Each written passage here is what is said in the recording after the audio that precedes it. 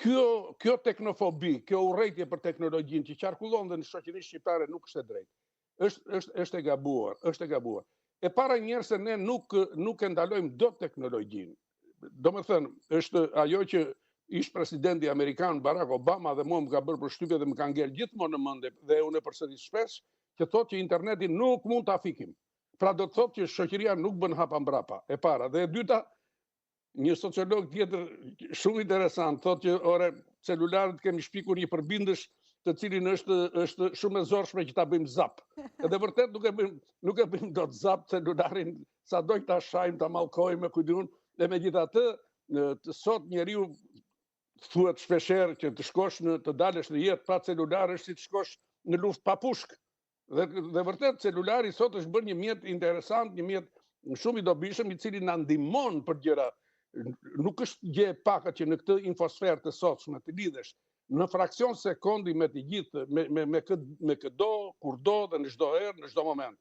Kështu që në këtë pikpamje unë mendoj që ne kemi nevojë të përmirësojmë kulturën e përdorimit të tyre, sepse ka një shoqëria shqiptare ka një lloj përdorimi toksik të dukshëm, shumë të dukshëm.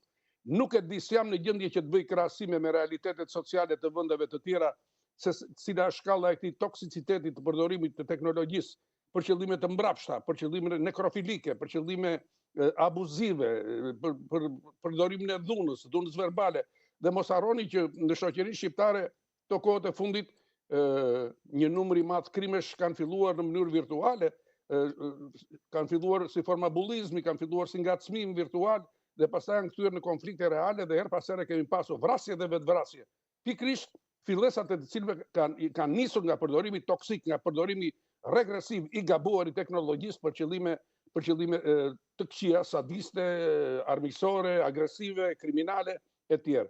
Prandaj them që ky rasti që ju përmendët dhe bëhet shumë mirë që evidentuat mediatikisht, sepse në fund të fundit drejtë e mori në këtë shoqërinë tonë gjithmonë kur ndodhin gjëra të këqija ne i amplifikojmë edhe mediatikisht me vrap, me shpejt, bile në garë, mediat kush e kush ta evidentoj më shpejt, një gjë që është e keqe për shoqërinë.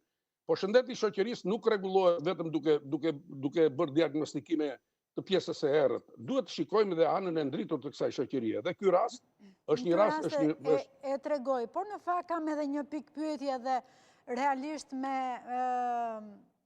zemër i urojmë asaj vajze që të bëhet sa më mirë dhe sigurisht që të rikthehet në jetën normale ashtu sikur se ka qenë. Fakti që bëhet fjalë për një figurë publike, sa e ka ndihmuar mobilizimin e shoqërisë? A do të ishte reagimi i njëjtë është pyetja për një person jo të njohur, edhe nëse do ishte e njëjta problematik?